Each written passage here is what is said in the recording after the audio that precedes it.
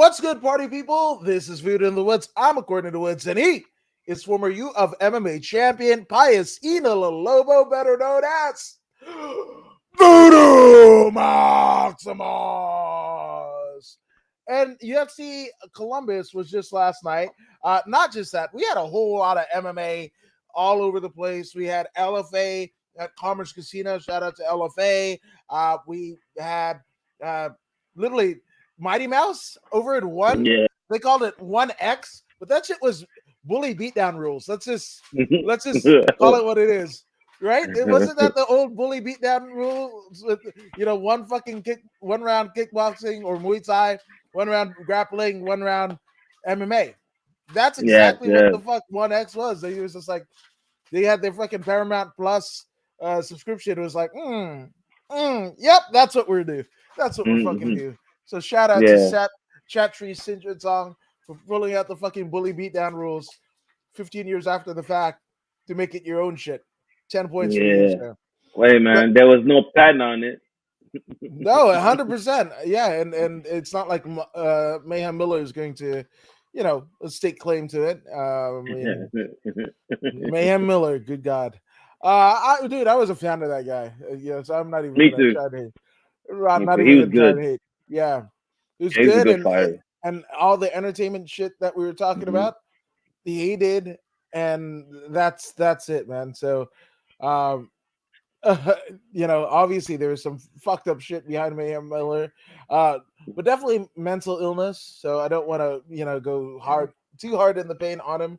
But yeah, it's what could have happened, what could have come if he had gotten the help, but. Yeah, well, but speaking of mother truckers that needed help, my goodness, I needed help after the finish of the main event. We're going to get into it. But before we get into it, we have a whole card full of fights, full of fisticuffs. And the first one started out with Luis Saldana against Bruno Sosa, right? And it was a busy week for the CMMA contingent, namely Chad George, because Ozzy Diaz won the LFA title. Chase Gibson beat tough Javier Garcia out of CSW, right? I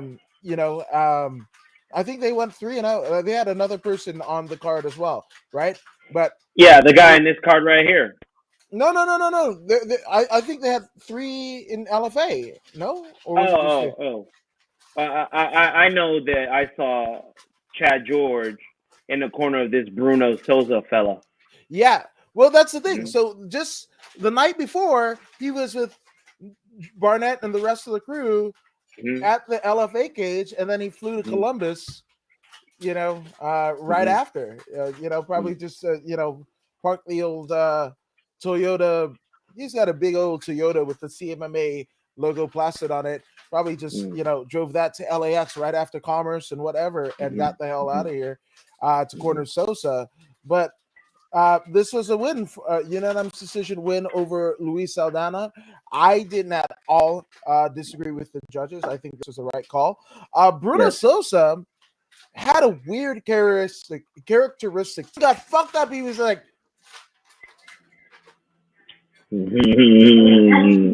whatever, and I'm all like, no, don't show it in your face, show it in your punches. If any part of your anatomy that's just like, I'm getting punched in the fucking face, you would have think just by I don't know, nature versus nurture, fight or flight, whatever scientific reference that you want to go on. Hopefully, you'd be like, you fucking fisticuffing, right? I mean, that shit almost reminded me of Verdum, right? For with that weird ass face and whatever, and get knocked out, by Stipe. But yeah, dude, I don't know. Did you notice that, Voodoo? Yes, I noticed what you were talking about, and what I gathered from it was this Sosa character. He actually enjoys his time in the cage. He enjoys the war. I noticed that because he was persistent with his forward pressure, and it was a very good tactic. It just so happens that he ran out of time. I believe if it would have gone to the 4th round, Luis Saldana could have been beaten by this fellow. Yes, Bruno has an endless gas tank, and he keeps coming forward. and he keeps bringing it. Even though he's running into a whole lot of counterattacks, he keeps it coming. Like he's got a billion army and he's going up against the 300 Spartans. He just keeps coming and keeps coming and keeps coming. Eventually, even the Spartans withered away and fell to Xerxes' army, the 300 Spartans. So, it is what it is. He ran out of time, but the kid has a future. That's one thing I noticed. He has a future. He just needs to clean up some things, striking wise, in and out. He needs that in and out. You know what I mean? Go back in there and tap in with the karate master. What's that fella's name again? The former champ? Machida. Go back in there and tap in with Machida. Understands the ins and outs of karate, and then go back in. And I believe he will stop somebody in the near future. Like, devastating. I'm on the other side. I was just like, he just, like, again, like you were saying, right? You could be in a war, right? You could be in a war, sign up for war. How many motherfuckers that are wearing war, regalia, whatever, and I could or whatever, but there's some PTSD there, right? Right. Like, yeah, you right. could go in the war, but how good can you be at the war, right? Like, what's it? The Washington Generals, right? Mm-hmm. Washington Generals every day show up for the fucking New York Harlem Globetrotters. And what the fuck do the Harlem Globetrotters do? Beat the shit out of, So that was, to me, Bruno Sosa was the Washington Generals. Like, it was, and now, did I agree with Luis Sonata, going like this in the final 10 seconds and getting the crowd up? Yeah, it's one thing, because it was, shout out to fucking Columbus, Ohio, man. That was a hot fucking crowd for UFC Columbus. And I, if I'm Dana, you're running that shit again before the end of the year. But with that all being said, Jesus Christ, man.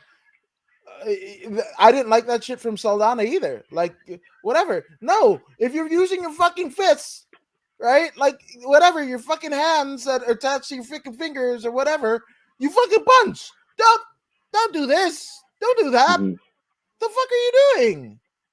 Are you on the fucking Ultimate Fighting Championships or the Ultimate Wave the fuck Championship? What the fuck? Because I didn't know. Yeah. It seems. Yeah. The whole fucking 15 minutes, I was just screaming at my TV. It was bad. It seemed to me that the Saldana fella was trying to tap into the energy of the crowd because he himself was getting extremely fatigued. So he figured, maybe listening to their yells and screams will stimulate some dopamine in his body, giving him another shock of energy to finish the match. But he was duly depleted by the end of that round, and lucky for him, there weren't any more time left on the clock. Otherwise, I believe he would have been beaten by the assault of Mr. Sosa. Yeah, I definitely was beaten at the attack of these two. I'm good. I'm good on both of them. And yes, you had, Eddie Cha in one corner and Lyoto Machida and Chad George in the, the corner of Sosa and whatever. I just, yeah. It opened the card. It did open the card. Definitely opened the card, man. So, I guess. I mean, any more thoughts on this one? Nah, man. I mean, Saldana, still more work to be done. He got touched a little bit too much, but the idea is right. Where he's headed is right. I like where he's headed. His counter fighting is very good. Now he needs to work on those jabs. He tends to stick his hand out there when he jabs, which is bad. He just needs to get in there with somebody like Dong Yang Song. Dong Yang Song will light his ass up if he does that. That thing that he was doing. Not snapping his jab, almost like a push type thing. That will get him. That will cost him, like it cost somebody else later on in the particular fight that got knocked out by that uppercut. We'll get to that though. Yep, we'll get to it. But getting on to it, we have another unanimous decision. Mateusz Nicolau beat David Dvorak, right? This was a unanimous decision for Nicolau. Um, Hmm. I don't know. I was just not to say that this wasn't a good fight, but I might have used the restroom during this one, Mm. and I was like, "Oh, it's over." Cool. Yes, my shits are 15 minutes long. Um, Yeah. yeah, and I didn't think to revisit it. So fill Yeah. me in. Yeah, man. It was a dog fight. Excuse me. It had all your elements of mixed martial arts. Mateus seemed to wanted it more. His grappling was slightly better. He controlled the situations on the ground just a little bit better. He rocked the rock a few times significantly, such that he was able to win the rounds by rocking them in the manner that he did. And a unanimous decision victory is nothing. It's something that I'm not mad about. Straight up. Yeah. Shout out to Nicolau, man. The Hmm. Nicolau Tesla. There we Yeah. go. Um, no, man.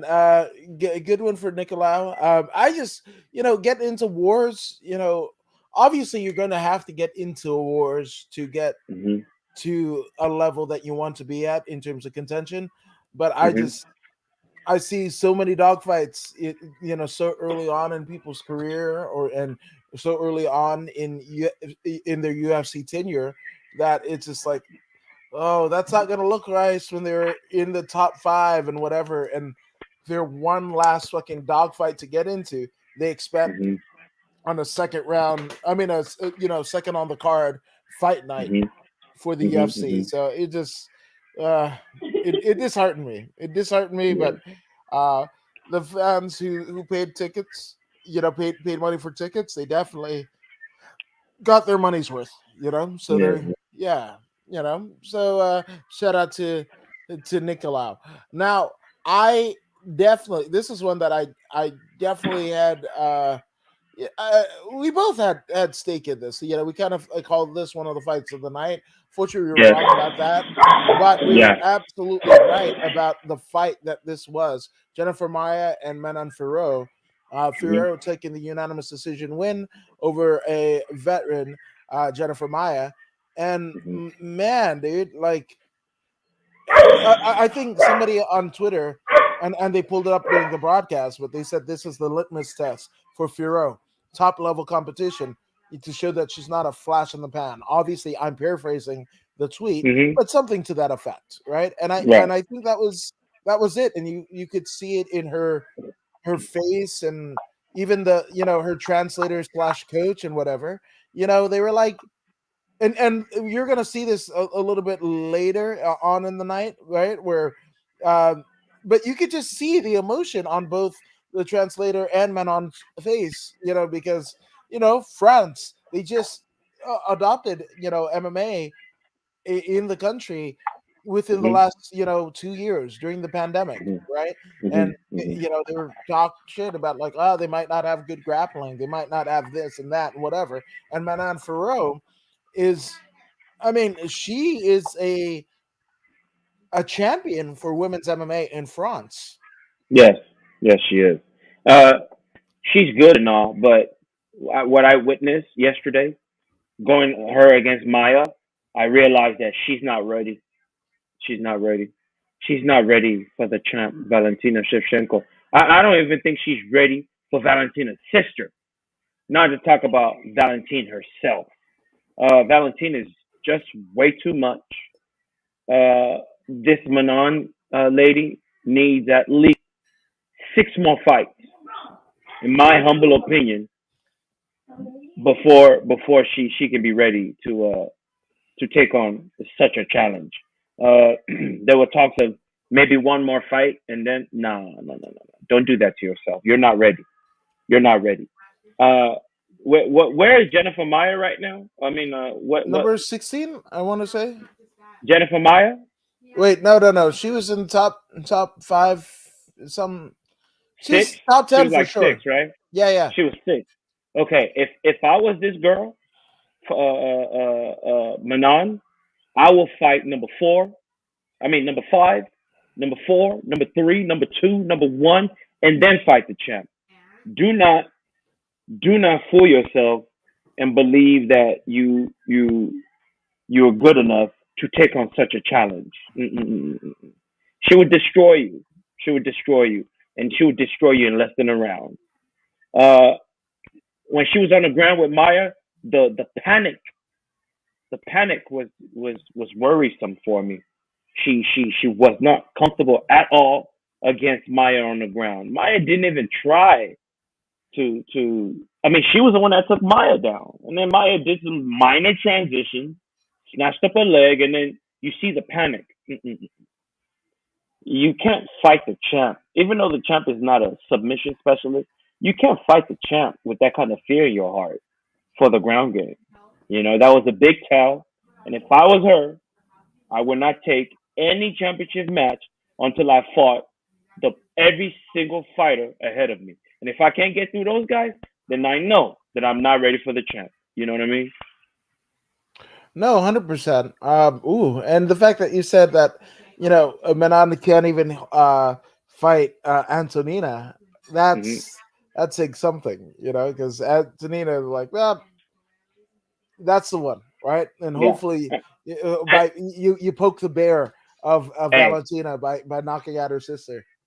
Antonina is not a grappler. Anything on the ground, don't expect her to be good. All her losses have been by submission and ground control. She doesn't lose standing up. She's formidable. This girl likes to stand. She likes to move around. She likes to stand. That's what she does. And against Antoinette, it's not gonna work out.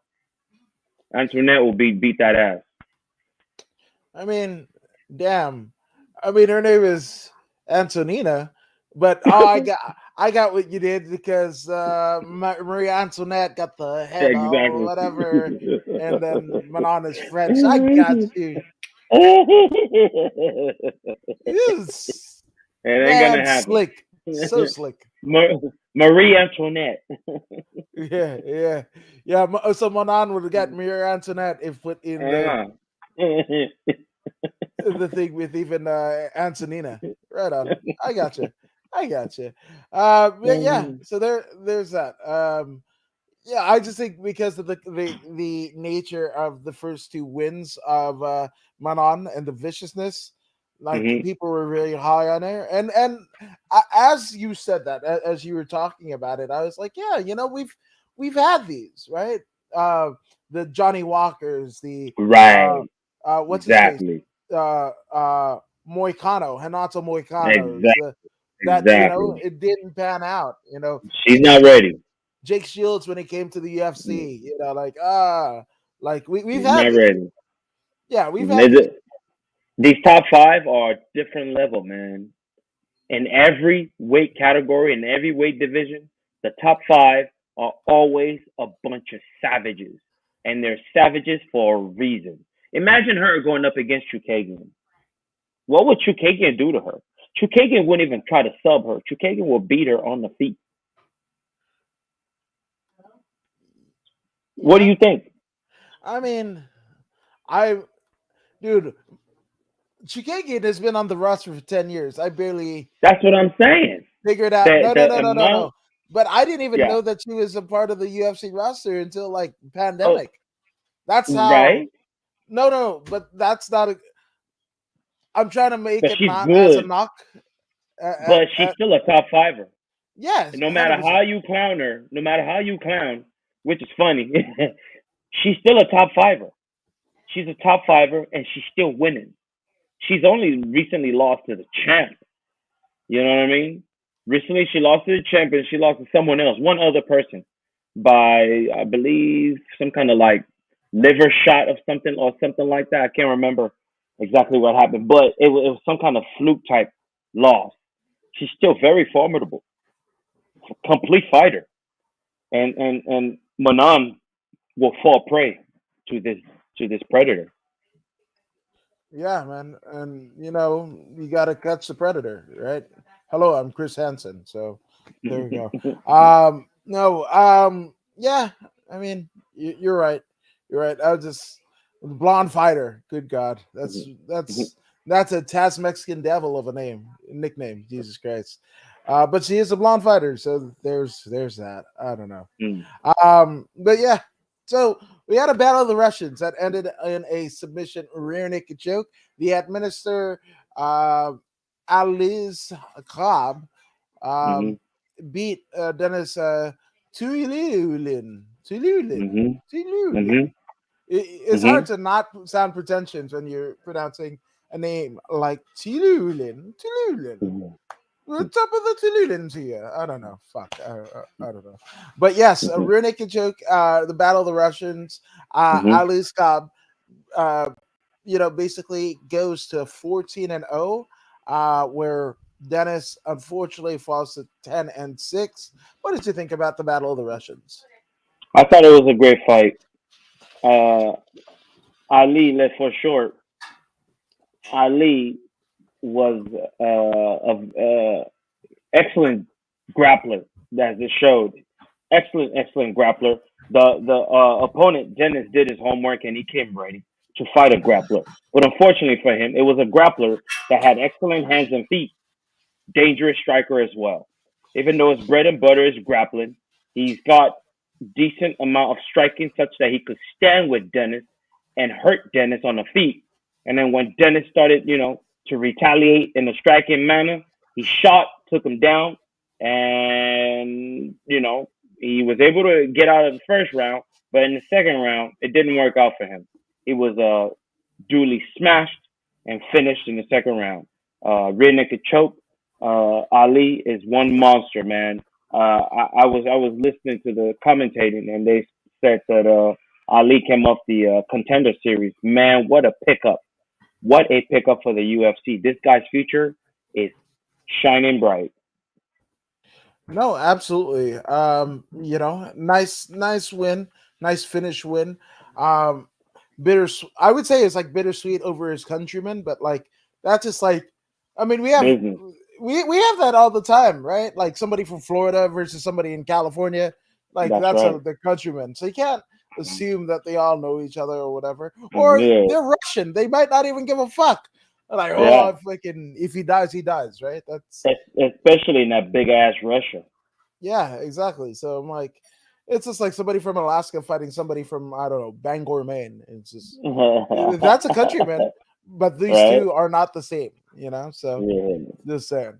Um, Now we had the first recipient of the fight of the night. We have Mhm. the spinning bat fist KO by Chris Gutierrez against a guy who we thought was going to win, none other than Dana Mhm. Bat Rigel.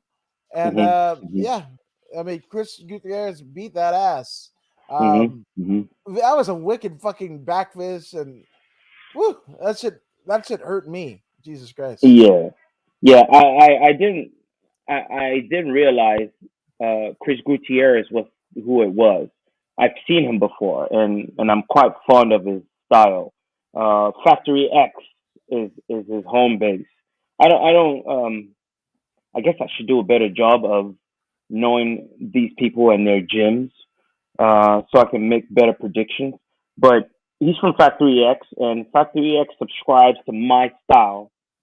Well, what I see for the future. Factory, not my style, but the prevalent style for the future. The direction in which this mixed martial art community is headed in regards to free flow, they are tapped in and on their way towards free flow. And more than one fighter from their gym is already tapped in. And I love the fact that they're young tapped in. The younger they are, the better it is because when a fighter's tapped in at a young age, before they hit their prime or as they're enjoying their prime, they hit free flow immediately, and then they elevate the game and elevate the bar. Once they elevate the bar, everyone else has to rise up, and then we have to find the next one to elevate into the next hemisphere. At one point, we were saying, "Oh man, flow state this and flow state that." Now these guys, like a Gutierrez, as you can see, he's got the ground, he's got the spins, he's got all kind. He's ready to use all eight limbs at any point in the match. He's throwing whip kicks. He's dynamic with his striking. This is the future. This is the future. There are some minor things that he needs to work on and clean up, but desire is there. There's a lack of fear to throw these innovative strikes. And the more people like him land these strikes, the more the fighting community will pay attention and begin these styles of training. Uh, it is what it is. I'm loving what I loved the way he finished his opponent. His opponent, I noticed, is stuck in the mud, like Conor McGregor would say. He's stuck in the mud, and his feet are an issue. His hands were great hands, but you cannot beat anyone in a mixed martial arts fight with half of your body. Right? His feet were non-existent. He was fighting like a boxer against a kicker, and as you can see, there were many leg kicks landed. There were many counter strikes. Um, he threw double-digit kicks to the legs. I mean, I mean, to be hit 20 plus times, you have to be flat-footed for your opponent to kick you 20 plus times, almost 30. You know, so this is how Dana lost the match, and this was how his opponent won the match. Spinning back fist, broke his face. Yeah, no, 100%. Hey, you were mentioning about the whole you can't beat anybody with half a body. There's that wrestler without his torso that's fucking people up. Yeah. That's wrestling though. I mean, he's not throwing leg kick. Oh, sorry, I'm going to hell for that one. He's more than welcome to come into mixed martial arts and watch him get kicked in his face. I mean, watch him get kneed in the face. Yeah, I mean, yes, of course. Yeah, because under those circumstances, you cannot call for he's grounded. He was grounded. Nah.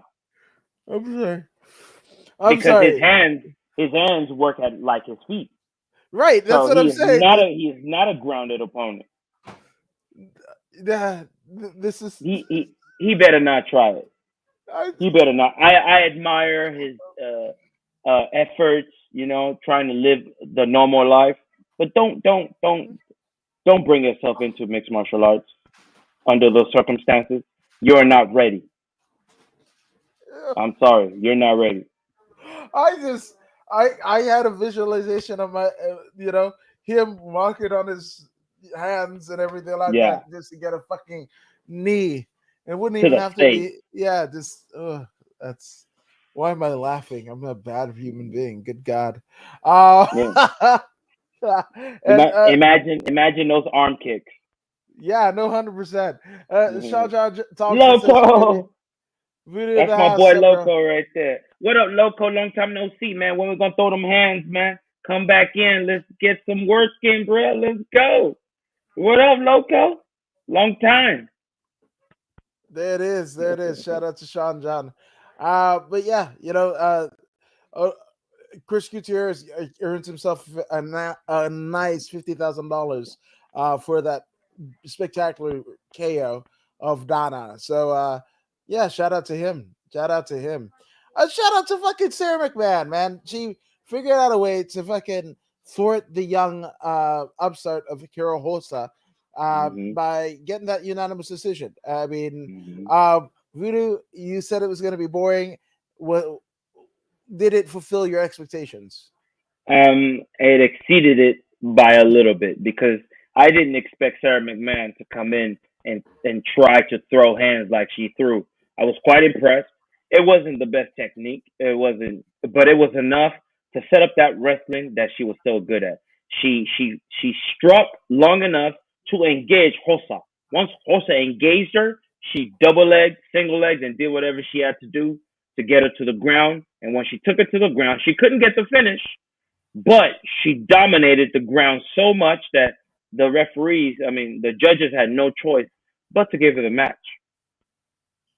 Yeah, and we were all about basically giving her last rights, theoretically speaking, and she she fucking did it, man. She fucking did it. Mm.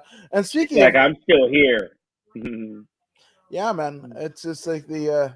Never mind. There was a joke there. It wouldn't have been good in Texas. I'll tell you off air. Uh, yeah. Yeah. And Sean John says, "I need it."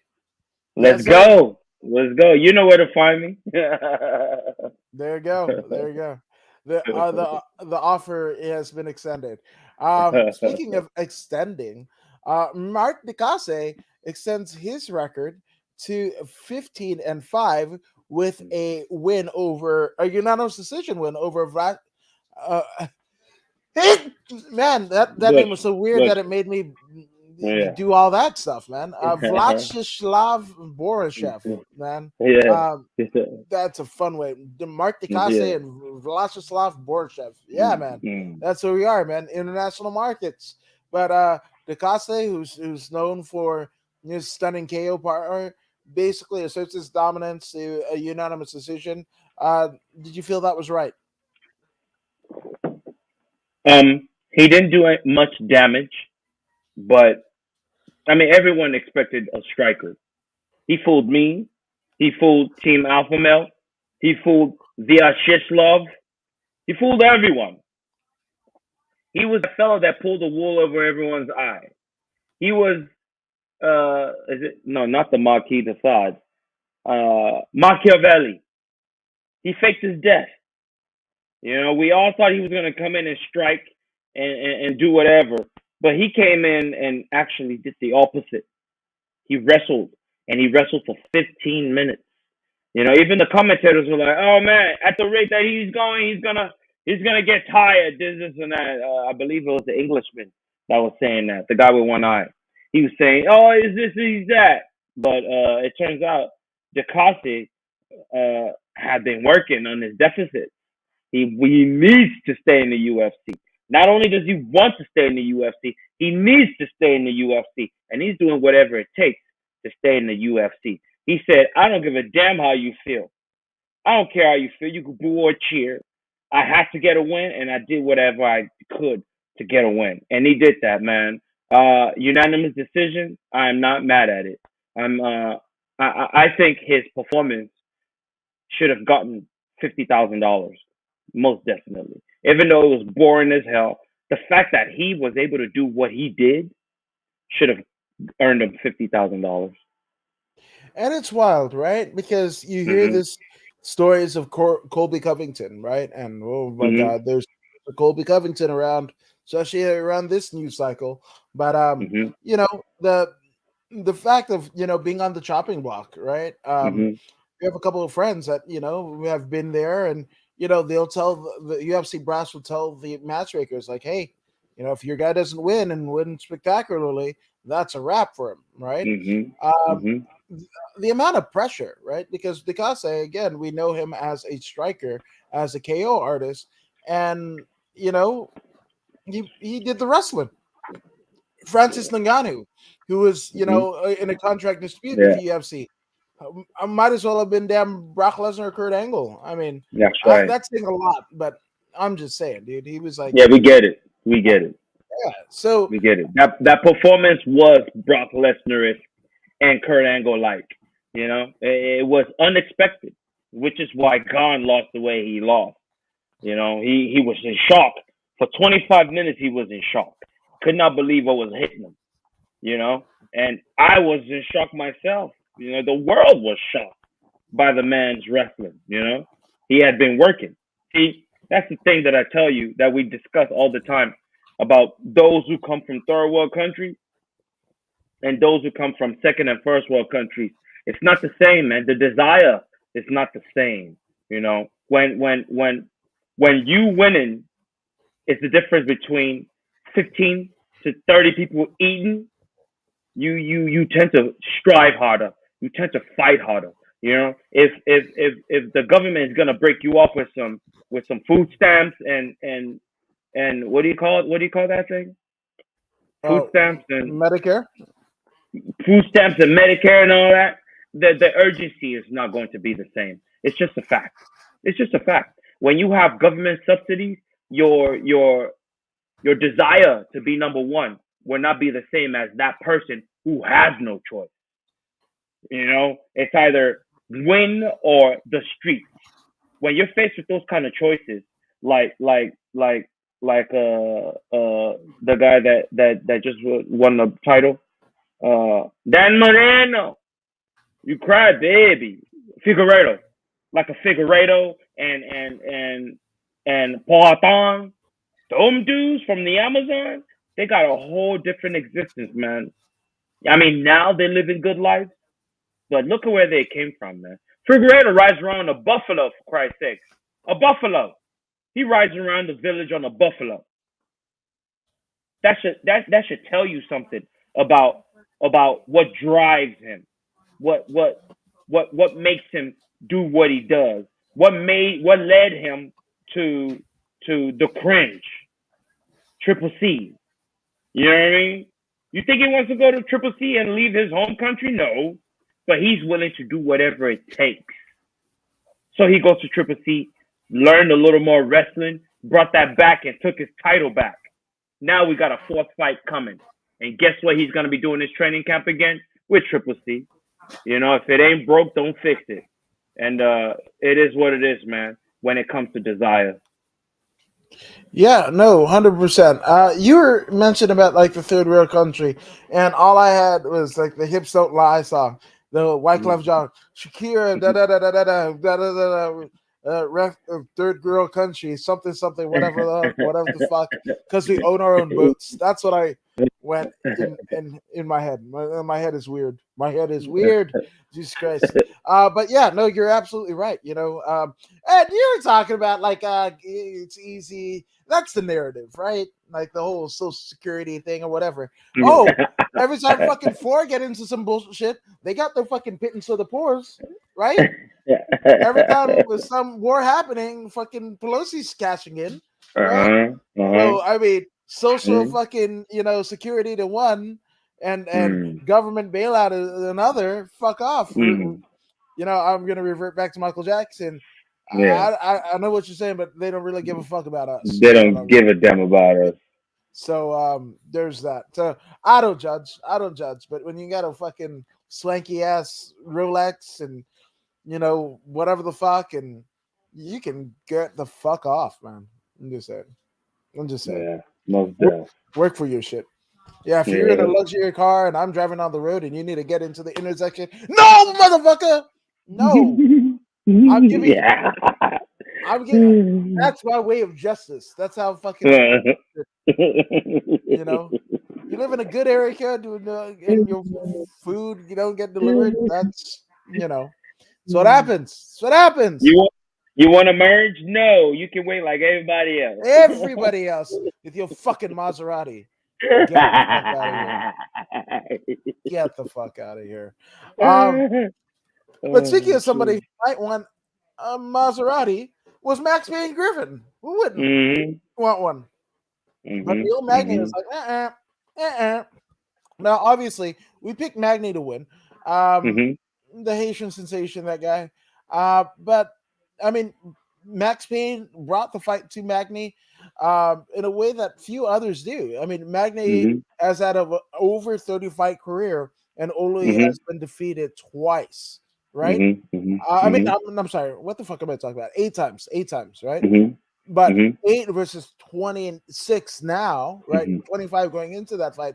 That's quite a difference. There's only been 8 people that have been able to figure Neil Magny out, and the fact that Max Payne Griffin, who is still a veteran within his own right, but he figured him out. He figured a lot of the parts in his game plan and was able to neutralize it to where it made it close. That Neil Magny didn't get a unanimous decision, but he gets a split decision. Max Griffin has been in the UFC for some time now, and he's picked up on some things. The main thing that he's grown in regards to Max Griffin as a human being, he's tapped into his greatest attribute, which is his athleticism. One, his athleticism, he's using that speed a whole lot more now. 2, he doesn't stand there like he did in the beginning. He has learned to move his feet. And because he's able to move his feet, it took Neil Magny quite a few minutes to target him and be able to wear down on him. If Max Griffin was a flat-footed fella that he was in the beginning, he would have lost this match no later than the second round. No later than the second round. His wrestling submission defense or grappling defense has improved tremendously because he was never submitted. He was even able to get back up to his feet in the last few seconds to engage the back of Neil Magny, and the bell rang. He was dead tired. He was dead tired, but the game plan worked. He was going in there against someone that was supposed to beat him, but he was never finished. He was never finished. This is a victory in itself. This raises the stock of Griffin, though he did not get the W. Neil Magny got the W. Split decision. He almost lost. And the victory is well deserving because of that fury he brought in that third round. You know, he let the world know, if this was a fight to the death, I will kill this man. That's what's lasting and that was the impressionable imprint that he left on the judge's mind. If it was a fight to the death, Neil Magny was in better position to kill Max Griffin. So he got the split decision victory due to that. Yeah. Shout out to Magny for sure. But shout out to both the gentlemen. Hell of a fight. Hell of a fight. Hell of a fight. Yeah, man. Yes, I agree. 100%. But speaking of hell of a fight, Kai France. Holy shit. He beats and takes the undefeated record of Askarov.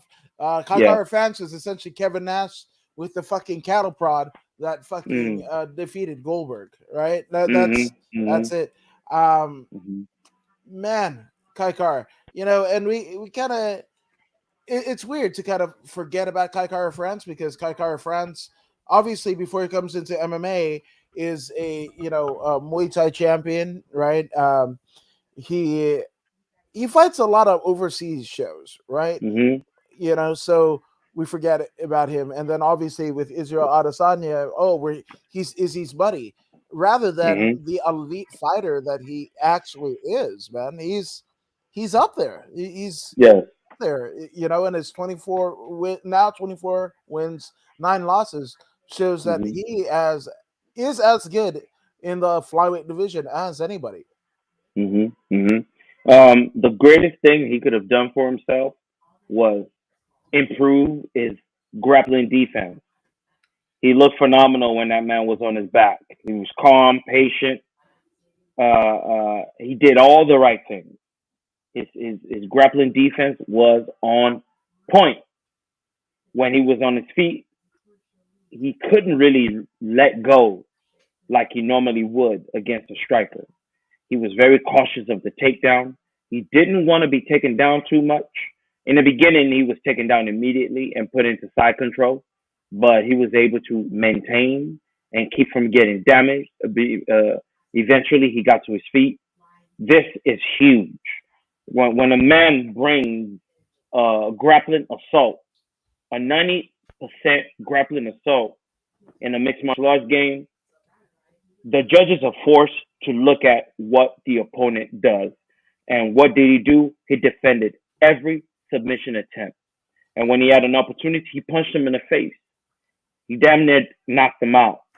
Even though Askarov is a tough individual, he damn near knocked him out. He showed that the reason why he wants to grapple so much was because he's afraid of these hands, you know? And when we're on the ground, I'm not afraid of his submission attempts or grappling. I'm not afraid. You could see it in his eyes. He was calm.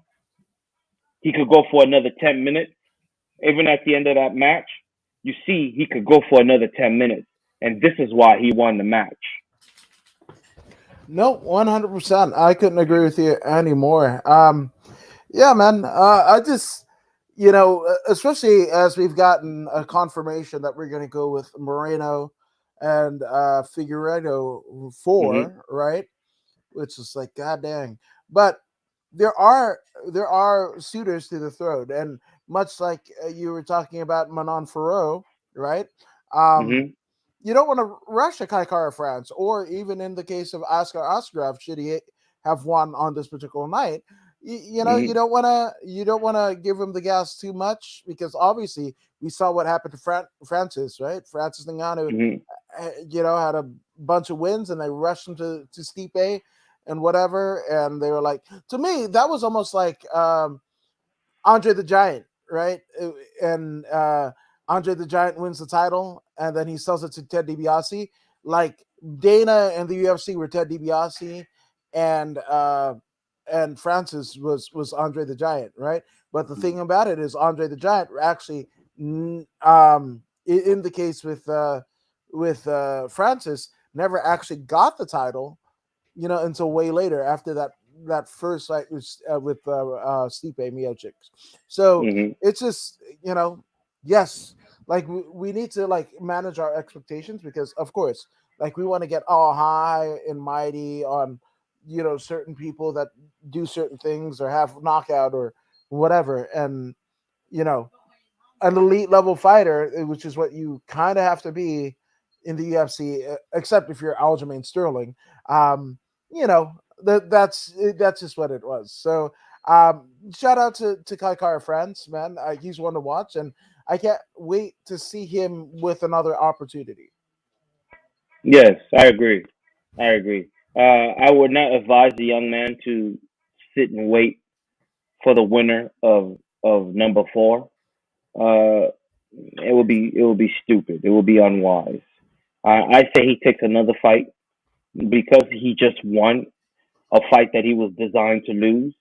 I believe he will have more pull as to who he gets to fight next.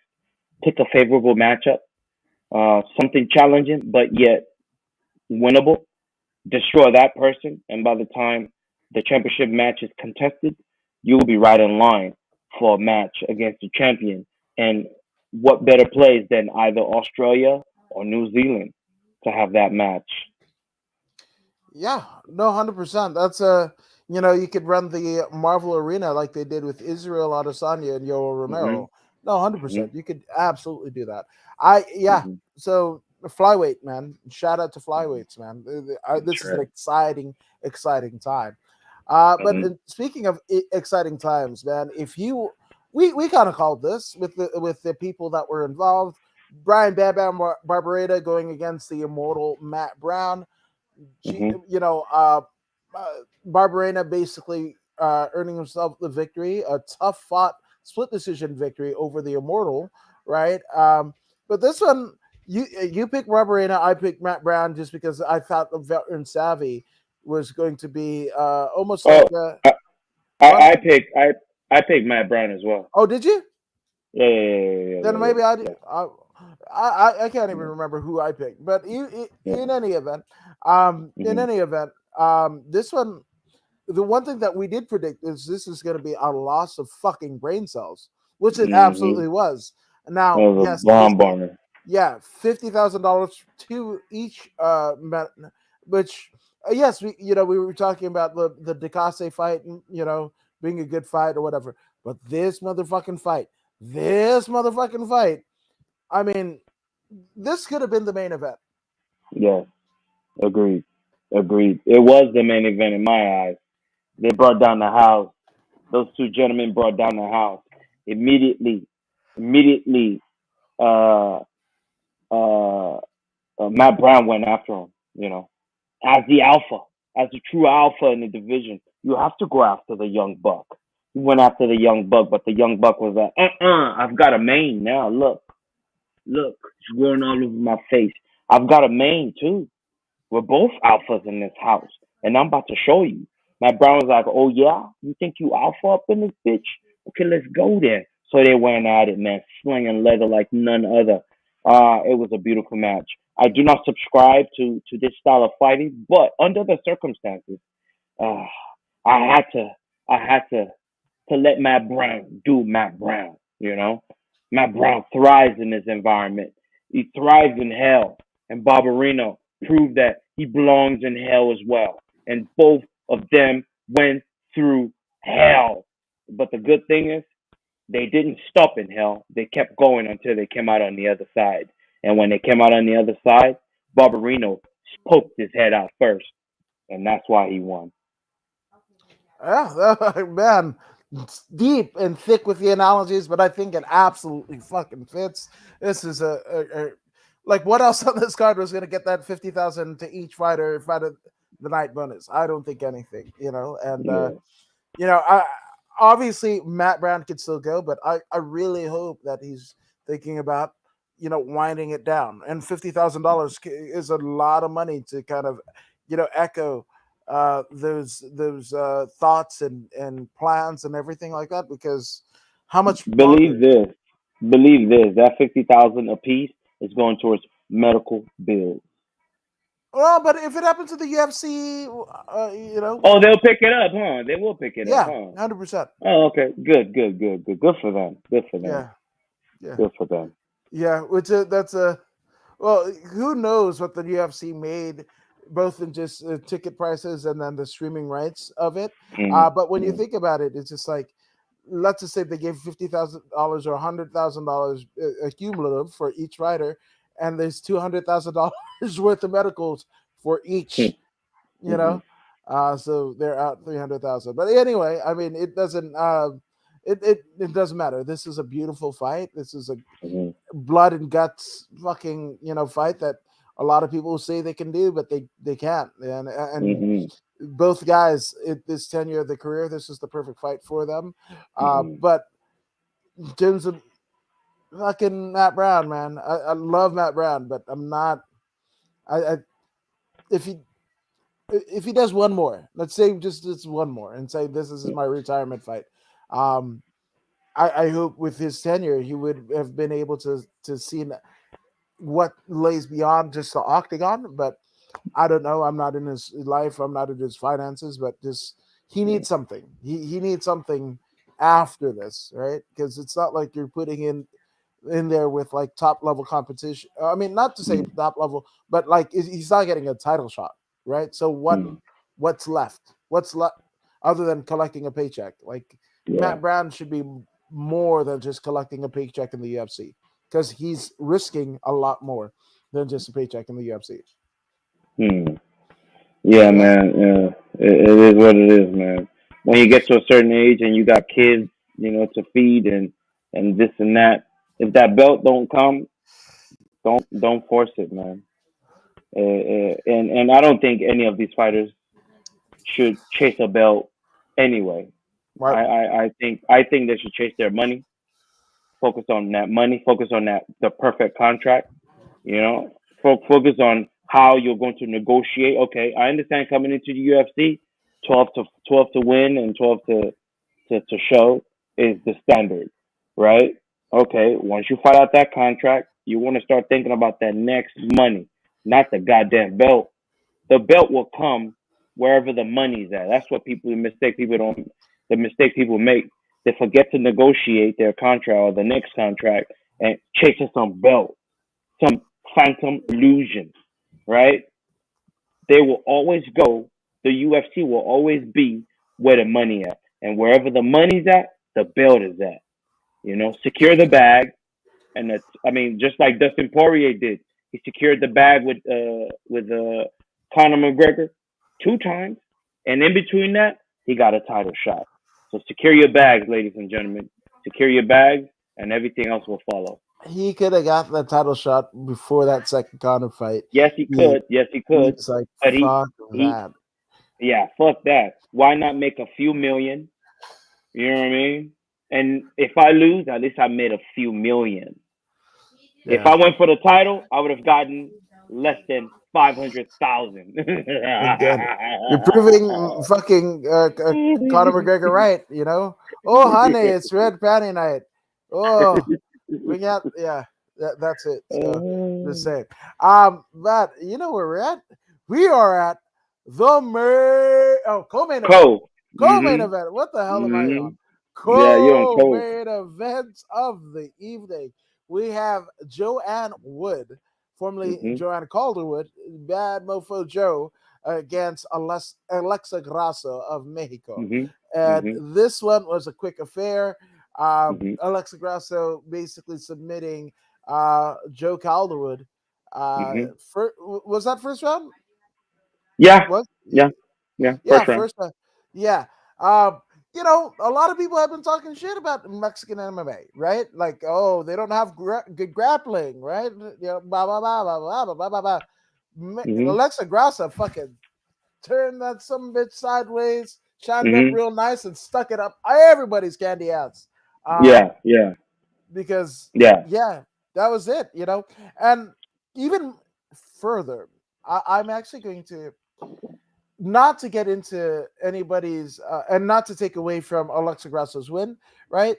But Joanne Calderwood, becoming Joanne Wood, right?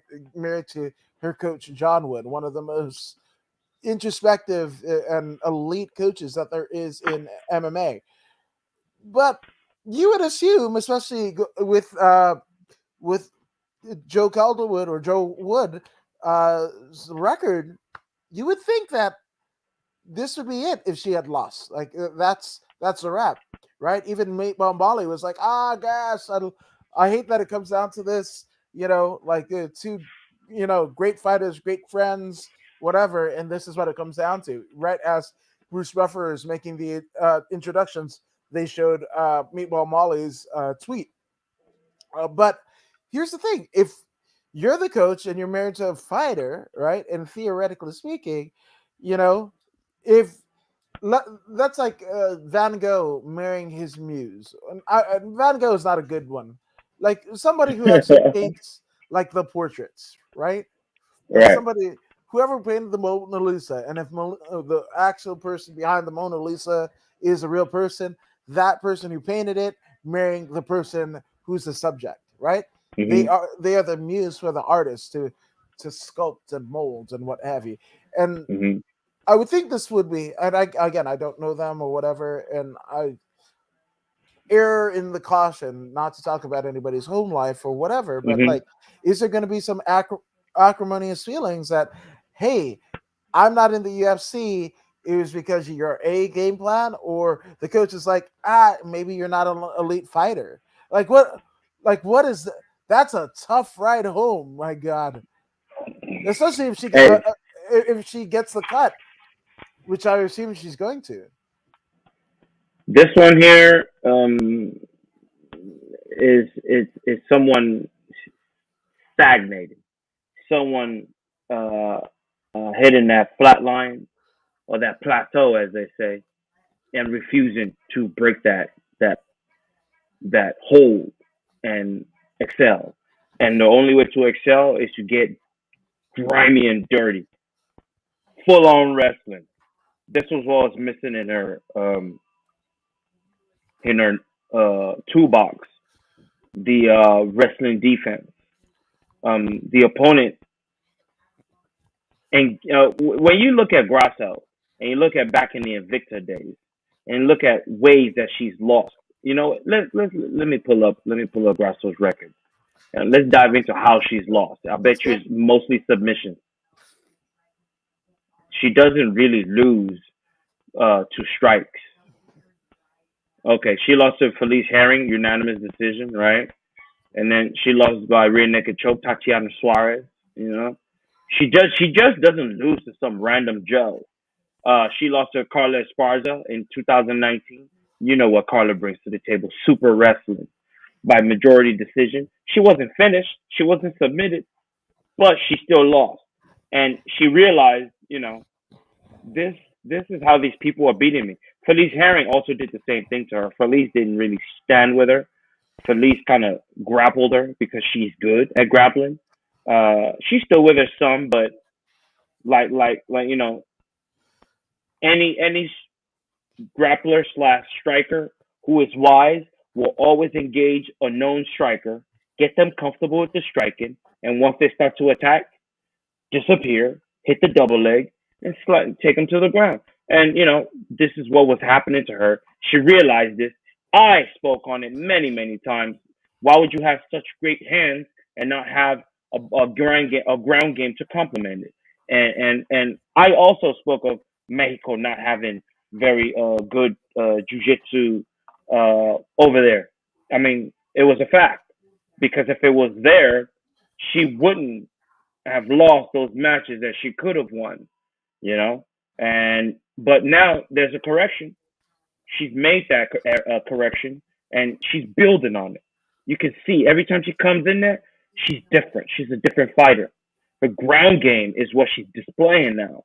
She's not just trying to go in there and have a war anymore, a boxing war, you know, Guadalajara type war. She's not about that life anymore. She's thinking about the future now. You can see the maturity in the way she fights. You can see the maturity of the human being by their physical expression in the cage. You know, the game plan is different now, and because of this, she's not taking any damage here. You know, she's keeping that the good looks, no scarring of the face. So if Vidal Sassoon calls her up and says, "Hey, you want to do it? Yeah, I'll do it." If Trejane Ooh La La comes in and say, "Hey, you want to be our cover girl?" Yeah, let's go. There's no scars on her face. She's not disfigured. You know, she's got the looks to do these things, and she's tough. You know, it's a brand that you can sell. Her English. I mean, you heard her after the fight. She spoke English. Yeah. This is what I'm talking about. There was a time in the beginning that she would only speak Spanish, but she put in the work, man. She put in the work, and it's paying off, right? And she's putting herself in position to run for the title. You know, she's taking her time. She's not rushing. She's taking her time, and she's moving slowly up the ladder. And before you know it, what's her name? Um, um, Rose Namajunas will be seeing this girl in her face, in her grill. Before you know it, that jujitsu is still an issue, though. I don't think she's good enough to see Rose Namajunas because of that jujitsu, that submission game. Even Carla Esparza, I think Carla will exploit her again. She should continue to take these types of fights. Keep retiring the old dogs, picking up on their aura, adding it to yours, and then sooner or later you will be ready to face the champ. No, 100%. You're not wrong at all. I just, to me, there's something more than the actual outcome of the fight, and I think this is one of them, right? Because Hmm. I think we've all long theorized what if Mexico, right, takes to MMA the way that they have boxing over the last what couple of hundred years, right? Hmm. Like what does that look like? And I think with Hmm. Moreno, with Grasso, with a Hmm. litany of others, Entram, and I think Grasso's gym is Jesus Christ, what Syndicate? Lobos, Nobles? Okay. yeah, Oh, no, Lobos. no, no. The other girl Syndicate. Joanne, yeah, yeah. Well, that's Joanne. what I'm Hmm. saying. That's what I'm saying about her. Her husband is also the coach, and like Right. that's a weird fucking ride home, is what I'm saying. Or Yeah. when you get the cut or whatever. I just hope that everything endures. You know, but that's just that's rough, right? So, Lobo Gym and Entram in Tijuana, right? Lobo is somewhere further south, but Entram is in Tijuana. But these are Hmm. becoming MMA, you know, hotbeds. Hmm. Because of the rise of these fighters. So I think this is one where of course, Muhammad Ali was a great fighter, right? But why does everybody remember him for the most part? Yes, he was a badass, but everybody that's proclaiming him a badass aren't exactly, you know, they're not quoting his fights. They're quoting the words and his actions and Hmm. what Hmm. have you, Hmm. his activism, right? Hmm. Hmm. So I think this is that for Hmm. Grasso and for Mexico as a whole. Obviously, it Hmm. was with Moreno, but this Hmm. this one I feel hits different. So I yes, there's a lot of things that need to be. There's a lot of holes in the game that Grasso needs to tighten up, but to an extent, compared to where she was, she's tightened up quite a bit, right? Yep. And come on, look at Ronda Rousey. right? Let's not get twisted. And I'm not trying to shit on Ronda Rousey, but was she the most elite of the elite of the elite? Yeah, she was at the time until that time expired, and she thought she was an elite where everybody else rose to her acclaim, right? I mean, They were imagine. there. Yeah, They were no, no, there. She was sheltered and protected. right, but that's what I'm saying, though, right? Mhm. Um, I think this one is just it has more, and when you do essentially send somebody, assuming that Joanne Wood gets the cut from the roster of the UFC, right? Mhm. That's another incentive to get into some more jiu-jitsu. Look what I did, a submission victory. That's Mhm. in a co-main event. That Mhm. those are things that will just like like if you're fucking having a bad day, right? And you need Mhm. one kind of fucking thing to flip the Mhm. course of the day around, Mhm. right? And I think this is that, right? The Mhm. course of the day in the life of a Mexican fighter in Mhm. in MMA. I think it's changing where we're going to look at Mexico 10 years from now, 5 years from now, as superpowers, the same way that we revere Japan Mhm. and Brazil and here in the US and so many others. But it's not just Mexico. China's becoming a superpower. Fucking Russia has always been, there's shit that's happening in Canada, obviously. Like Mhm. there's great MMA fighters happening from everywhere, right? There's great Mhm. MMA fighters coming from a fucking upstairs in the house of a pizza guy in New Jersey, you Mhm. know, and or an elevation fight team or whatever. Mhm. There's there's no limit to what you can do, and I think this is, like I said, I just think this is one of those moments where you're just like, fuck. And again, Alexa Grasso was where like that's what is it the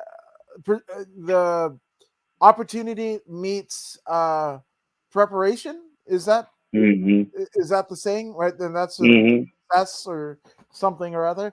And I think Mhm. that was that for Grasso, right? She fucking, Mhm. did she need to be a fucking, Polaris, Metamoris, Naga, IBJJF champion with medals to boot and shit like that? No, this was just good enough to fucking get to the next thing. And when that Mhm. was happening, guess what? She's speaking English where she didn't Mhm. before. Was it the best Mhm. English? She whatever. But there's Americans here that don't fucking write and Mhm. spell and Mhm. enunciate, whatever the fuck. And Mhm. that's another story for another day. But I'm just saying, I think this is it. Her preparation, her knowing that English to appeal to a mass audience beyond just Mexico, beyond just Latin America, right? English, and then her jiu-jitsu. And she fucking figured it out. And I just think these are linchpins to kind of go like these are little like sprinkles. It's not the fucking cherry on top, but it's fucking Mhm. sprinkles. These Mhm. sprinkles to fucking get you done to the next thing, right? So if Yes, she sir. continues to progress like this, I think it could be very well. Again, when you get to the fucking Rose Namajunas and fucking Carlos Esparza, yes, this is going to be a fucking problem, right? But right now, it, this is this is what it is, and I think everybody involved, the Mhm. UFC, her coaches, her herself, Mexico, I think everybody uh, pretty much can take off of this, and aside from fucking Joe Alderwood and Mhm. Syndicate or Joe Wood, I should say. Mhm. Um, unless you're them, everything is peachy keen. Mhm. Yeah. Indeed. Indeed. So she's over there at approximately number 6 or 7 in her division. So just stay where you are. If you're 7, fight number 6 next, and then number 5, number 4, number 3, number 2, number 1, and then the champ. You know that'll give you the time necessary to build that grappling game, that grappling defense. That's all she needs. Just build up to the point where you can defend a submission. Once you defend a submission, you force them to stand in your realm where you are most comfortable, and that's where the guerrera in her will come out, and the opportunity to win a title suffices. Yep. And no, I absolutely love the fact that you have a lineal approach for the rest of the fights, just to get one notch up, whatever, and then just to be waiting in the wings, and you praying, you fucking lighting a candle that fucking Namajunas and Carlos Suarez have beat the ever living shit out of each other, and you're laying to fucking lay waste to one of those two, whoever's left. That's not a bad place to be in, is what I'm saying. So, just saying. Shaman Steve says, "Good afternoon, gentlemen. Good afternoon, Shaman Steve. Shaman Steve, what's up, champ? Good to see you. Good to see you. And good to see all of you as we head into the main events of the evening. We have Chris Dawkins against Curtis Razor Blades.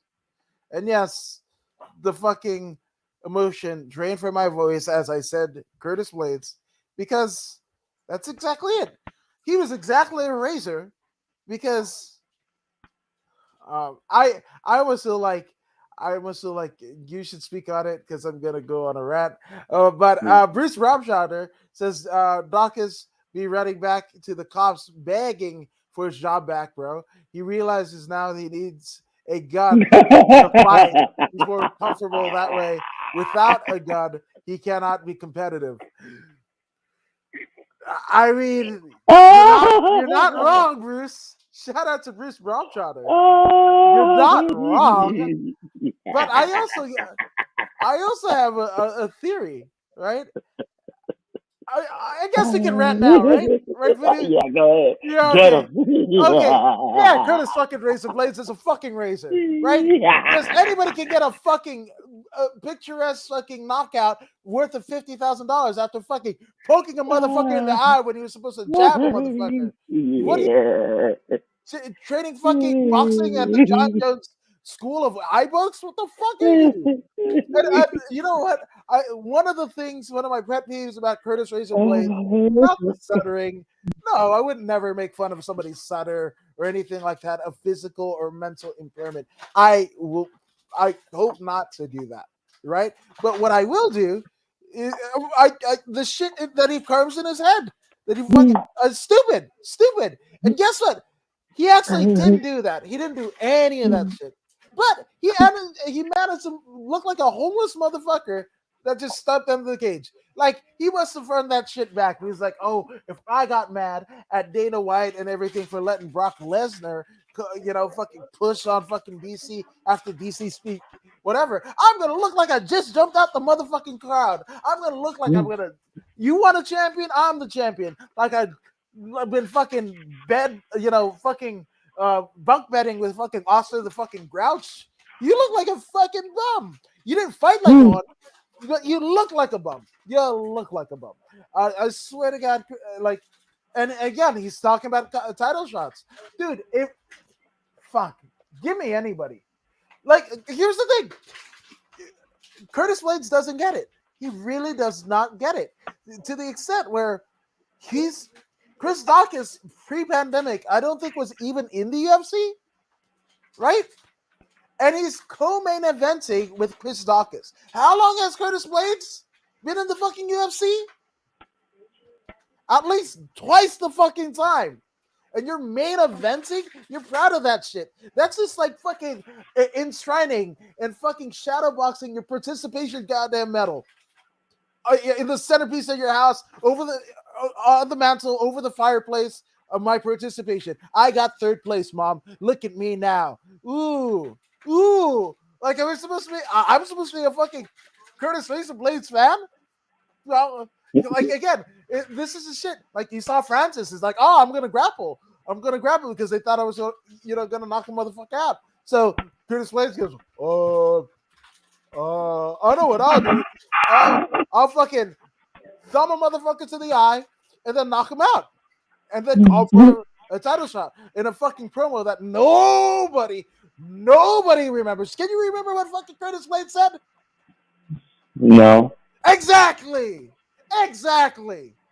You're a non-point, Curtis Blades. Like, again, any fighter here, I want you to look at Curtis Blades as what not to do with your UFC career. Is he an elite? Is he an elite fighter? Fuck yes, Curtis Blades is an elite fighter. Is he a top 5? Yes. Theoretically speaking, could he be champion today? Especially with Ngannou and Gone? Fuck yeah, Curtis Blades could have been a champion. Curtis Blades could have been the champion 5 fucking years ago. But the number one thing about Curtis Blades that will keep him from UFC gold, it's not Dana White. It's not Elevation Fight Team. It's not his cardio. It's not his whatever. It's not even his stupid shit he cuts in his hair. It's not the fucking stutter that he has. It's none of that. The fucking thing that'll keep Curtis Blades away from a fucking UFC championship is Curtis motherfucking Blades. And he showed it tonight because he cheapened his fucking win by poking. Like, of course you're going to knock a motherfucker out who can't fucking see. That fight almost got stopped. And again, when we look back on this, we review another Curtis Blades fight because we're gonna, right? It's gonna happen, right? And it's just gonna see a win. And we might be like, whatever. You might have worked worked your ass off that day. I might have worked my ass off that day, and we forgot this fucking fight. But I hope it's seared into my fucking memory, right? That this is what happened and the outcome, because it's just gonna say Curtis Blades knocked out Chris Dawkins, right? But that is not accurate, right? And history is told by the winners. I don't want fucking Curtis Blades telling us the story, because in Curtis Blades' mind, he's a fucking world champion. But what would happen? What would happen if you hadn't fucking, like, the punch, right? Who punches like this? Like Cesaro and Sheamus, they're the bar. That's what they did, right? That was their fucking whatever. You don't punch like that. You don't punch like that. That's like punching 101, right? You don't put your fucking thumb here, and you don't put your thumb out here. And what the fuck Curtis Blades does? Bam, right there, right? Nobody gave a shit because, again, this was decision mania. And I'm not trying to fucking gloss over the tact and the effort given to each and every fighter that fought on this card, right? I'm not taking away from fucking Barbarita and Matt Brown. Good God. Yes, that was a decision because you had 2 badass motherfuckers, and that's just what happens, right? Right? But this is decision mania with a fucking hot ass crowd in Columbus, Ohio, right? So, of course, in a heavyweight fight, right, where just on the other side in Cleveland, the fucking former heavyweight champion of the world, Stipe Miocic, it's called home, right? Yeah, you get 2 big ass heavyweights and one gets knocked the fuck out. Yeah, especially if you had fucking 8 decisions on the damn card, right? And a couple submissions, right? So of course you're gonna fucking pop for it. But I don't want to insult the intelligence of the good people of Columbus, Ohio, right? That if they really got in their mind of mind and the heart of hearts and saw you're gonna poke a motherfucker in the eye and then knock him out, the fight almost got stopped. I don't think they would be proud of that. And Curtis Blades, I would be going to the fucking Cleveland, or Columbus, or Ohio State Athletic Commission. I would go to fucking Dave Chappelle's house. That motherfucker lives in Ohio. Go to Dave Chappelle and be like, yo, you need to extract that fucking thing from memory. When Chris Dawkins' eye gets right, we're going to run that some bitch back, right? Because I fucked up. I poked him in the eye, right? The fighter that I am, the fighter of my caliber, would not accept it, right? Because I trained my ass off. I was running hills. I was running mountains. I was training in a fucking thing that was so far above sea level that it'll make your butthole hurt, right? Yeah. And so because of that, and because of the era of my ways, we're going to take that shit back. What you don't do, in my opinion alone, is call for a title shot. After you poke the motherfucker eye and you fuck to the extent where it almost got called off. You almost lost the fucking point. At the very least. Doc is a bad motherfucker that he is. Like, no, let's run it. and then you knock him out. Cool story, bro. Cool story. Fucking Curtis Blades. Get the whole fuck out of here. You're just as boring as you were before. And every other time that we've seen you in the octagon. And again, it's not the stutter, it's not the whatever. It's Curtis fucking Blades, man. I swear to God. To me, him calling for a fucking title shot was like, Aljamain Sterling after he won the fucking title. Not in the ring, the fucking party that they had after.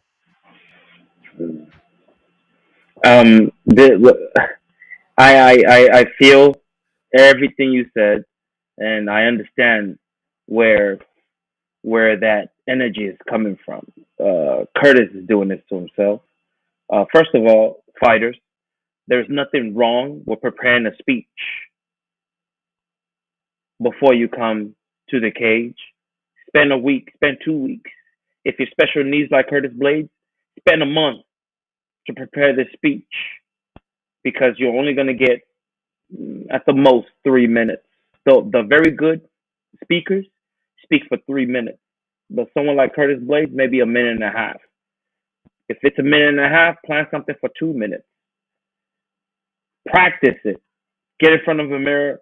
Practice what you're gonna say, and then when you get the opportunity, contain yourself and then deliver. I never had to practice. I listened to the person that was interviewing me, and I go on their energy. Whatever question you know what I mean. If I don't like the question, I say whatever the fuck I want to say. That's how I did it. But Curtis Blades, he seems to be special needs, and there's nothing wrong with that. He's great at what he does. He's a good fighter. Um, uh, I think he should embrace the role of a bad guy. The president don't like you. Be the Stone Cold Steve Austin of the UFC. The president doesn't like you. Like McMahon didn't like Stone Cold. Uh, Adam Woods don't like your ass. You know what I mean? Dude, I mean, I would not have celebrated like he celebrated after that win. He almost didn't believe he could win. It was the way he celebrated. It was almost like, oh my god, I actually won, and I won by knockout. Oh my god, I'm so shocked. He was so shocked by the fact that he won by knockout. He celebrated, he flexed, and he did all of this thing. What he should have done was, how dare you, Dana White, put me in here against this B fighter? No disrespect, Officer Dawkins, but you didn't belong in here with me. I am Curtis Blades. What number is he on the rankings? What number is Curtis? Maybe 3 or something like that. 0. What? He's number 4. He's number 4. I'm the number 4 heavyweight title champion. I am next in line because who's number 1? He's already lost. Who's number 2? He's already lost. Number 3 cannot see me. I am next. Me and number 4, we can go next for the interim title because Ngannou's too scared to see me. Yeah, I said it. He's too scared to see me. And if he has an issue with that, he can put that title on the line. We can see what's going on. He should have practiced this and then deliver an excellent speech after a victory like that. But he spoke in the manner that he spoke. It wasn't well thought out. It was flat, like old soda. It was still soda, but it was flat. It lacked the, what do you call that thing that bubbles in the soda? Carbonation. It lacked carbonation. Even though it was sweet, it lacked carbonation. Even though it was cold, it lacked that thing you get from Sprite. That yeah, it lacked that. And that's the problem you're having with what he said post fight. It was a beautiful technique, right? Let's not forget that. The young man Dawkins, they both did the exact same thing. Dawkins faked the 1 and looped the 2, making the mistake of staying in a line. He kept his line of symmetry between the 2. He kept his head in the same line. Uh, Blades, on the other hand, faked the one as well, but he also stayed in the line, but he threw a straight punch right down the middle. It was that straight punch, anything they always say, what is the fastest way across a circle or around a circle? It's a straight line. Dawkins looped his shot, creating a half circle type look to it, while while Blades, no wasted movement from here. He just turned that shoulder, and he didn't pull back and then come forward. You can tell he's been working with some very, very top level instructor. Whoever works with his boxing has focused on this. There's no wasted movement. In the heavyweight division, every last one of them can knock somebody out because they're so big and strong, and they all share the same brain size that we all have. So for someone so big and strong to touch another person in the head, it's KO automatically, right? So all he did was, with no wasted movement, just turned it right in. And he made contact with his opponent's face and put him. He dropped him immediately. It seemed like he punched him in the eyeball. He dropped him immediately, rocking his mental temple. And then he went in there with the hammer smashes, and it was a beautiful finish. Beautiful finish. That could have happened to anyone, the way it happened to Dawkins. But his post fight interview derailed everything that he did. It derailed everything that he did. I understand that he's deserving of a title shot. I get it. I get it. But calling for, who did he call for? Gone? Why would you call for Gone for the interim title when the man to beat, it's not Gone? Gone's already had his chance and he's lost. You could have called out Stipe. He's right there in the audience. But the man that you want is John Jones. John Jones is the one you want, unless you're scared. If you're scared, then I understand. John Jones is like no other. John Jones is that elephant in the room that no one wants to acknowledge. John Jones is not just an elephant. He's an elephant with the ferocity of a tiger, swiftness of a cheetah, all in one. Nobody wants to see that. He's a dangerous human being. He could change your life just like that. Ever since he fought Thiago Santos, Thiago hasn't been the same. Changed his life just like that. He turned Thiago from the mallet to the toolbox hammer. And it is what it is. When you go in there against John Jones, you don't come back the same man. Look at DC. Look at Gustafsson. And the list goes on. No one ever comes out the same when they face John Jones, because John Jones is that outlier. He's all the way over there by himself, while everyone else is right here. He's all the way over there, all the way over here, all the way over here. The shots that he hits you with, CTE, baby. CTE. He's a deadly individual. Plan on losing 5 to 10 years of your life when you get in there against John Jones. It's just a fact. It's a fact. He is the Reaper, the real Reaper. Not the other guy in 205. Not that guy. The real Reaper in mixed martial arts. I love Poatan, but Poatan ain't that guy. John Jones is. Hamza Chimaev fears no man. No man. But even Hamza admitted that John Jones, that guy is a scary guy. That guy is scary guy. See, those who know. Back to you, sir. Yeah. No, you were saying, Blades, is getting derailed. Blades derail the Blades, no matter what he does, is the shits. He could be an elite fighter. He's the shits. And again, like you were mentioning about John Jones. Yeah, he's a scary motherfucker. I totally agree. if Blades had cut that promo, like you were, like you need to go. Let's petition you guys in the Voodoo in the Woods Nation to get Voodoo Maximus as Curtis Razor Blades' promo writer. I think I that would works. work with Blades. I Oh would God, definitely work with Blades. please, No, please I make have me no like him. problem. I wouldn't even charge him, bro. I wouldn't even charge him because I would like to see the brother be where he, where he's been fighting for so long to be. I would love to see him success. I wouldn't even charge him, bro. Yeah, Just clean up that mic skills, man. Like you speak like you are entitled. Like we are entitled to listen to your comments. No, homie, you have to capture my imagination. yeah. You have to capture my mind with what's coming out of your mouth. When what's coming out of your mouth makes me feel like you're doing this to me, I don't want to hear that shit. Get that shit out of here, bro. You And know what then I'm you, saying? and then you're trying to do it with a stutter. Hey, hey, hey! Told you when I'm 17,000 fucking people in the arena that paid anywhere from $80 to $2,500 per ticket, and you're Hey, gonna, hey, remember that movie?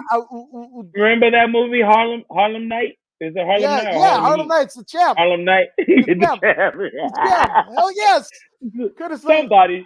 somebody getting getting not the fuck out. Now you're gonna make it. That's one of the all-time greatest fucking movies of all time. A motherfucker, like if Harlem Nights ain't in your fucking Emmys, your fucking Tonys, your fucking Oscars, we ain't need any of them fucking awards because that Harlem Nights is the fucking movie. It is But the movie. really, you say that it's Curtis Blades, but really, the champ is fucking Pat Barry. He even looks like fucking Pat Barry. He Champ looks does, like doesn't fucking yes. he? The one Only light eye, skin. yeah, one eye, light skin, heavyweight. Come on, that's it. That's Pat HD Barry. Shout out! I got Pat Barry's fucking figure up here. Nah, that shit. The champ is fucking Pat Barry, dude. Pat Barry didn't give a flying fuck. Oh, you want to grapple me? Fuck y'all. I'm retired from MMA. I'm gonna do kickboxing. Fuck that. That kickboxing shit. You know what I said? I like that. I lied. I'm a fucking coach my girl over here to fucking world champion. Pat Barry is probably the smartest motherfucker that has ever fucking competed in combat sports. Came up Travis Brown. Travis Brown marrying Ronda when he He's was just as like smart too. 0-3, like in You his know what I'm last four saying? fights. Like, Hey, he knocked her up with the quickness too. yo, left the If old they wife. divorce, Look, she's paying him alimony. yeah, no, left the old wife, left the Yeah. kids. Like Ah, I'm gonna that's get on right. a yeah. Oh, Hey, Rhonda's gonna end up paying both alimonies. damn, dude. Yeah, yeah. Oh But shit. theoretically speaking, Pat Barry and fucking Travis Brown for their scandalous shit, arguably are two of the greatest guys in combat sports history. They just, I don't know what the fuck, man. But I mean, one thing that I know, Curtis Blades is the winner. He still the shits in my book. Voodoo Maximus needs to write this motherfucker's promos for him. Not even write him, just teach him how to. What did they say? You can lead a horse to water, you can't make him drink. Can't make Well, him just drink. fucking just give him a fucking pool of words and let that motherfucker Mm. step off in the shallow end. Hey, Good God. it starts from him. It starts from him. See this. What's the name? John Jones made the same mistake, trying to be the good sheep. Nah, homie, you're a black sheep. Embrace it. Embrace the darkness. The darkness falls right in line with your fight style. You are Darth Maul. You are Senator Palpatine in disguise. You are Darth Sidious. Embrace it. Embrace it. Go watch Star Wars and learn from the dark from the dark side. Understand the ways of the dark side. Be Palpatine when you need to, but be Darth Sidious in the cage. When you're on that mic, you are Darth Sidious. When you're talking to the little kids, hi, I'm John Jones. But when you're in that cage, it's nothing but murderous intent. You know, Be free. Free yourself. Do not hold back. Free yourself when you're in that realm and let it all come out. Let it all come out. And watch the pay-per-view sales go sky high. See, he's trying to be all godly and Jesus Christ and all that. That is not you. You could be Jesus Christ when you get in your own personal home. Go be Jesus Christ there. But when you're on the internet, you are Darth Sidious. When you start doing that, your sales will become one of the highest grossing ever, because that's what people know you as. They know deep down inside this is what they want to see that. Even if it's not true, give it to them. Give it to them. You've earned the right to make millions of dollars, John Jones. Give them a bad guy. If they want a bad guy, give it to them. I mean, have we not learned from WWE? This is simple mathematics. It doesn't have to be real. It doesn't have to be real. Give them what they want. You know what I mean? Maximus from Gladiator. You know what I mean? When he got done murdering some fools, he threw the knives, the swords into the stand, and he asked them, "Were you not entertained? Were you not entertained? Is it not why you are here? Is it not why you are here?" John Jones, when you destroy the next man and you get the interim title, throw that title in the audience and ask them, "Are you not entertained?" And see how the people would lose their minds. See how they would lose their minds and fall to one knee. They will all fall to one knee and they will all bow down. This is what Conor McGregor did. You know, he didn't take the evil route, because the other route, the what do you call it? The Joker route was open to him. So he took the Joker route. Conor McGregor is not a joke. If he was a joke, he wouldn't have been so successful. But people thought he was a joke. They called him Joker. So what did he do? Every single chance he gets, he's laughing. Every single chance, because you call him a joker. This is how you perceive him. Okay, I'll give you what you want. And he gave them what he wanted, or what they wanted. And now look at him, hundreds of millions of dollars later. Yep, absolutely. And Shaman Steve says, no, brilliant. Everything that you're saying, absolutely brilliant. You know, and tap into the flow state, 100%. That's right, man. And also Reyes, which, good God, I was just, whoo, man. Oh. One of the people that fell prey to John Jones. Jesus. Yeah, Reyes has not won since he fought John Jones. That's the truth. And not just not one, but viciously KO'd. Viciously KO'd, right? He has the fucking twice John Jones, right? And then they eliminate a fight with Jan Blachowicz, and that ends up propelling Jan to the fucking title, right? And then that fucking scary ass Yuri Prochazka with the fucking Benedictine fucking weird bullshit with the antenna off. That's another fucking guy that most people forgot about, right? Yeah. Right? Yeah, that dude's got his shit right, man. Yeah. He read up on Miyamoto Musashi and is living the life of the Book of Five Rings. He's living it inside out. That has become his face now. He even cut his hair to look like a samurai. Come on, man. You want to make money, you got to do these things. I mean, look, I understand you guys want to look at yourselves as, man, we're serious fighters, man. We're serious fighters. But understand that serious fighters don't get paid. Look at Curtis Blades. Serious fighter. He ain't getting nothing. Nothing. Main event. It's beyond serious fighting. You are now in the realm of entertaining. Yep. And don't you think that the UFC is giving you fight nights, right, as fucking training wheels to see if you can fucking handle what you gonna do, right? And then you forgot it. You know, just like you were saying, Voodoo. Like he was acting like fucking Kurt Angle, dropping to his knees, full on, like you like me, you like me, fucking Sally Field. Hey, and Kurt Angle did that because the people hated him so much, so he did that. Yep. You know, he gave him the opposite. in that, if he would have gone with the narrative, then he would have probably never been as famous as he ended up becoming. But he went the opposite way. Yeah. You know what I mean? Look at that. Look how you suck. He was okay with people saying you suck, even though he's an Olympic medal winner. How does an Olympic medal winner suck? Won the damn Olympic medal with a broken neck. Olympic?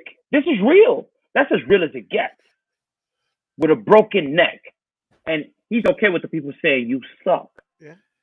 This is how you become legendary. Don't block your pathways. Get out of your own way. Get that ego out the way. And embrace what God is giving you. Nope, 100%. Oh shit! Embrace the character, play the role. That's right. That's 100%. Right, Shaman Steve. See, Shaman Steve gets it. Yep. He gets it. Yep. Hey! Hey! Look, when you get in that cage, all the characters go, and it's death time. Kill or be killed. But as soon as it's over with, man, jump right back into character and entertain the fans. You want them to buy the tickets? You want them to remember your name? Yeah. Entertain them. Yeah. Hell yes. Well, I think we've done a pretty fair share of entertaining the folks here at Voodoo in the Woods. So before we bid you all adieu, actually, this is kind of a weird one, and there's a lot of stuff coming out, and some are true or whatever, but Taylor Hawkins, man, Foo Fighters are one of my fucking favorite bands. Even before that, you know, him drumming for Alanis Morissette. If you look back at Alanis Morissette's Unplugged, you'll see Taylor behind the fucking skins, man. He played that whole tour, man, and one of the greatest drummers, singers. I mean, he was actually starting to record shit with Dave Navarro from Jane's Addiction, and I think the band was NHC. It was like Navarro, Hawkins, and Cheney, right? Chris Cheney was the bass player, but Jesus Christ, you know, yes, not to be confused with Neighborhood Crips. Oh Jesus, not that one, or even Crip Mac. You see that shit? Yeah, Jesus Christ, that guy. But no, regardless of whatever, right? And there's things that are coming out and everything, and obviously I'm not in a place to say, but this sucks, right? Because you go Dave Grohl. Dave Grohl went through the passing and timely and unfortunate passing of Kurt Cobain in Nirvana. Starts Foo Fighters, Taylor Hawkins. They're chummy, you know, like right from the get go of, you know, Dave seeing Taylor Hawkins on Alanis Morissette's tour, and like, I gotta have that guy with me, and this is at the height of Alanis Morissette, you know. Fuck you to Dave Coulier, Uncle Joey from, yeah, you guys, that's what you ought to know is about, is fucking Dave Coulier from fucking Full House and shit like that. But you know, it sucks for Dave Grohl, it sucks for the band, but it really is a tragedy to Taylor's wife and 3 kids. So man, that was a incredible, indelible mark that Taylor Hawkins left on my life through music. And again, tragedy and whatever, but whatever you all do in your individual lives and in the lives of the community, make a positive impact, because you just never know when it's all ending. So that's that. So Voodoo, where can they find you on social media, my man? Definitely look for me on YouTube, Instagram, Facebook page, Twitter, and Snapchat. Yes. Yeah. And I'm According to Woods, and you can find me right along here in all the places that he mentioned and a few places that he didn't mention. Also, Voodoo in the Woods, as well as According to Woods, are powered by bodyslam.net. So go ahead and give that page a follow, read some articles and what have you. And then there's also the Grappling Network. You check out the According to Woods on the Grappling Network as well. So all types of places, we're bringing it to you live and free, and continue to do that, man. Also been working with Wrestling Perspective, the Lars Fredrickson podcast, and Dennis Farrell. They've got great content there.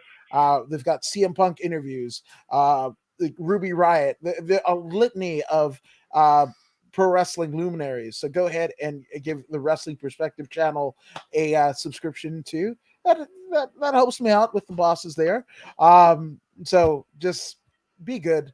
We'll see you next Thursday at 11 p.m. Pacific Standard Time for another exciting edition of Voodoo in the Woods. And we are out.